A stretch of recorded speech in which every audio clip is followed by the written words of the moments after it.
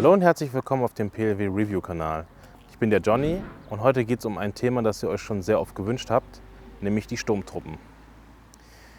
Wir fangen mal mit der berühmtesten Formation der Sturmtruppen an, nämlich mit dem Sturmbataillon Nummer 5 Rohr.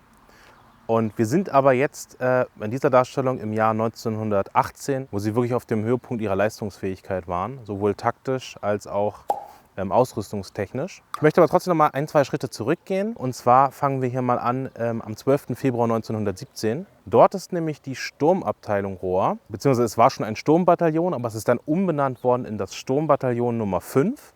Und interessanterweise ist es eigentlich die erste Formation ihrer Art. Es wurde Sturmbataillon Nummer 5 genannt, denn es gehörte zur 5. Armee und daher die 5. Der Kommandeur war Willi Rohr. Und Willi Rohr war, sag ich mal, ein Pionier, wenn man so will, der Sturmtruppen.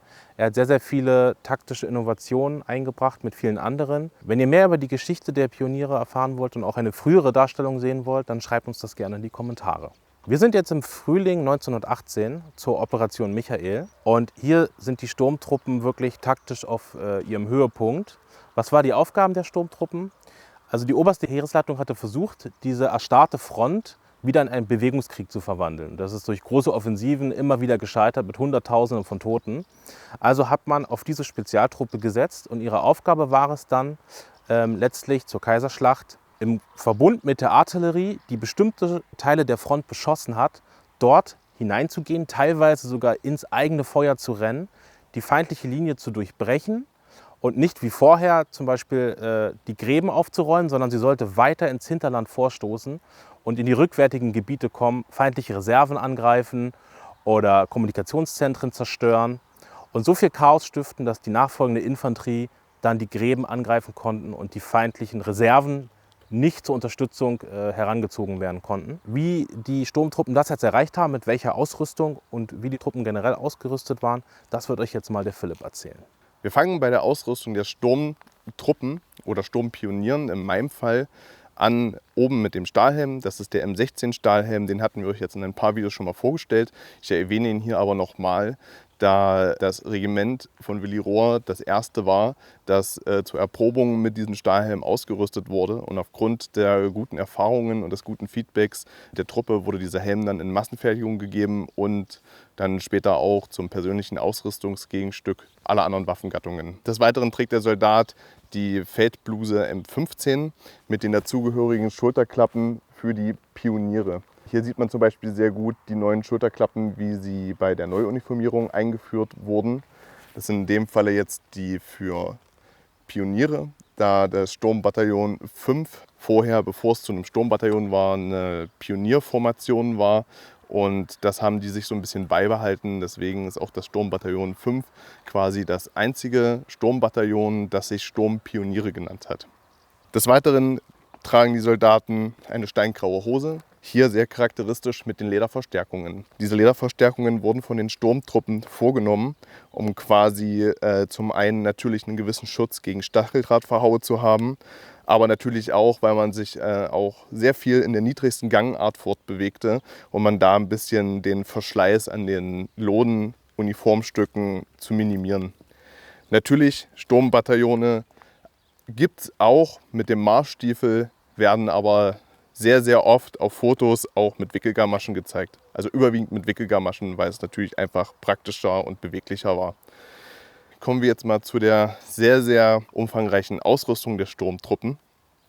Die Sturmtruppen trugen den Koppel, den sie als eine der wenigen Infanterieeinheiten mit dem Y-Riemen mit dem Koppeltragegestell für Berittene verstärkt haben. Das wurde denen zugetragen, die durften das benutzen, da Sturmpioniere bzw. Sturmtruppen, anders als andere Waffengattungen, keine Patrontaschen trugen. Diese Truppenteile verstauten dann ihre Munition entweder in den Rocktaschen, in den Hosentaschen oder auch in den mitgeführten Beuteln für Granaten.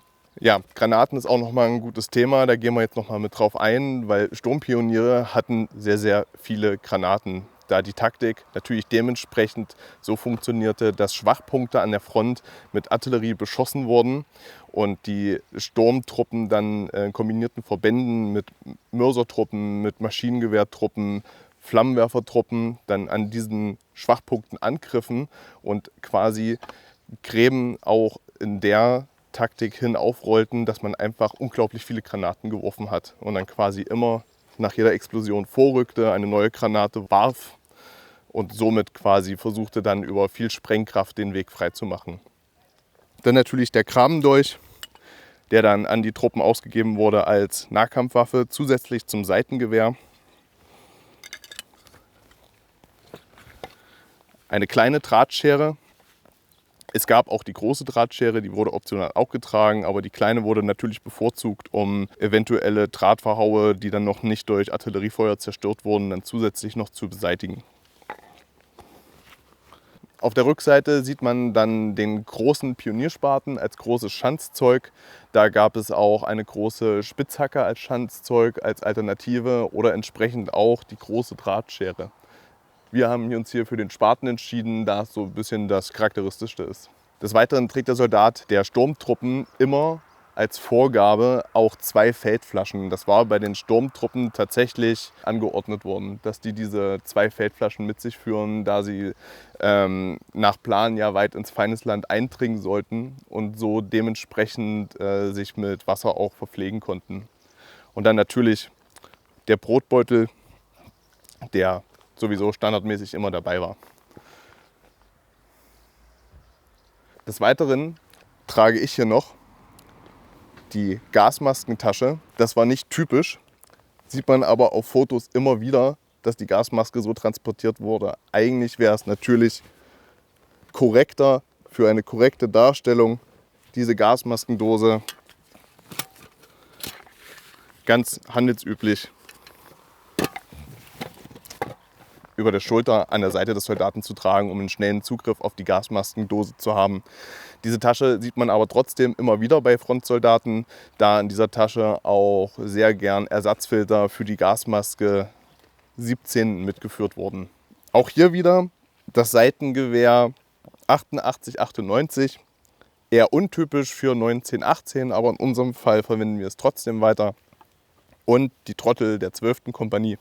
Bei dieser Darstellung noch mit dem Gewehr 98 bewaffnet, was daran liegt, dass wir das korrekte Gewehr, also den Karabiner 98A, leider nicht zeigen können. Des Weiteren muss ich auch noch sagen, da ich das kommen sehe, dass es in diesem Video sehr oft kritisiert wird, ich trage noch einen Vollbart. Den trage ich aus organisatorischen Gründen, weil ich den noch für eine andere Rolle brauche. Deswegen könnte ich den jetzt in dem Fall nicht abrasieren. Es wäre eigentlich korrekt komplett glatt rasiert oder halt nur mit Schnurrbart.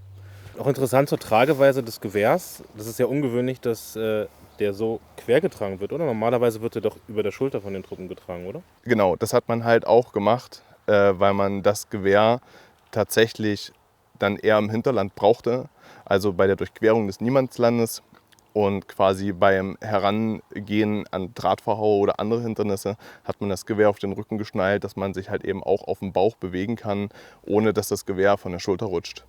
Später gab es dann andere, ich glaube auch im Zweiten Weltkrieg gab es dann die Taktik, das Gewehr an der Seite, also seitlich mit dem Riemen mitzuziehen. Das wäre mir jetzt unbekannt, dass man das im Ersten Weltkrieg auch gemacht hat. Aber korrigiert mich, wenn ihr es besser wisst. Ich habe darüber halt noch nichts gelesen. Ich weiß, dass man das Gewehr auf den Rücken gemacht hat, um sich halt eben auch bauchlinks vorwärts bewegen zu können. Interessant ist, weil es ja oft so Darstellungen gibt von dem Sturmtruppensoldaten, aber eigentlich gibt es den Sturmtruppensoldat ja gar nicht, oder? Wenn man sich verschiedene Bilder anguckt. Nein, also Sturmtruppensoldaten hatten verhältnismäßig viele Freiheiten, was ihre Ausrüstung anging.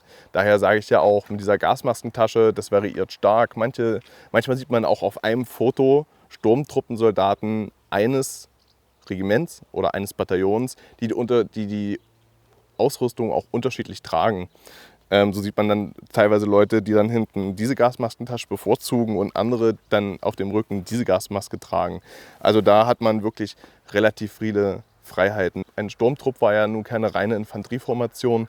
Man hat ja dementsprechend auch Maschinengewehrschützen, die mit dem MG 0815 auch mit vorgerückt sind, um dementsprechend Unterstützungsfeuer zu bieten. Es gab auch Pistolenschützen, Also die dann wirklich mit privat beschafften Mauserpistolen im Nahbereich wirken konnten, ohne dass sie mit dem Gewehr schießen mussten. Dann gab es natürlich auch Mörsertruppen und Gewehrgranatentruppen und die waren dann entsprechend immer ihrer Funktion oder Verwendung auch anders ausgestattet und auch bewaffnet. Minenwerfertruppen. Minenwerfertruppen gab es auch, wobei die natürlich mehr sich im rückwärtigen Raum dann aufgehalten hatten. Man darf natürlich nicht vergessen, es gab keinen Funk. Die Leute mussten in ihrem Vorgehen immer in einer gewissen Rufreichweite bleiben. Ich glaube, das war das Komplizierteste an dieser Waffengattungskombination, diese Absprache. Es gab ja auch unglaublich viele, ich sag mal, Unfälle, da ja die Sturmtruppen manchmal auf Stellungen vorgerückt sind und die Artillerie hat nur 100 Meter vor denen geschossen. Also man kann sich das vorstellen, die haben bei jedem Schuss dann ein paar Meter mehr eingestellt und so schlugen dann die Granaten ein und die Sturmtruppen rückten dann hinterher. Wenn die Sturmtruppen dann dementsprechend zu schnell waren. Die einzig mir bekannte Kommunikation waren ja Signalpistolen, mit denen man dann quasi nach hinten durchgeben konnte, etwaige Ziele markieren konnte oder die eigene Position nochmal durchgeben Genau, konnte. das gab es auch oft. Also Signalpistolen waren nicht nur bei den Sturmtruppen ein sehr beliebtes Kommunikationswerkzeug. Das gab es auch zum Beispiel in der Nacht bei Wachen. Da gibt es nämlich auch in dem Buch, ich möchte meinen, es ist von Ernst Jünger, gab es dann die Situation, dass einer der wachhabenden Offiziere ein bisschen hippelig mit seinen Leuchtpistolen, Munition waren. Und so hatte er zum Beispiel dann, mussten die stündlich eine Signalpistole abgeben. Grün war alles in Ordnung. Und rot war dann halt eben ein Angriff. Und der war so hippelig in der Nacht, dass er aus Versehen die rote Granate geladen hat. Und dann hat dann die Artillerie natürlich angefangen zu wirken, ohne dass irgendjemand auch nur ansatzweise im Wirkungsbereich war. Was eher seltener war, was man auch mal wieder hört, die Briten haben auch viel mit Brieftauben gemacht. Aber ich glaube, das ist nichts, was man im Sturmtruppenbereich erwähnen muss. Obwohl ich auch Fotos gesehen habe, wo die so Käfige auf dem Rücken tragen. Das waren aber keine Sturmbataillone. Also bin ich mir sehr sicher, dass das nicht die Wahl war. Dann würde ich sagen, beenden wir das Video an der Stelle. Falls ihr noch mehr Interesse an zum Beispiel frühen Sturmtruppen habt oder generell an Sturmpionieren oder Pionieren, dann schreibt das gerne in die Kommentare. Lasst ein Like und ein Abo da und dann würde ich sagen, wünschen wir euch noch einen schönen Tag.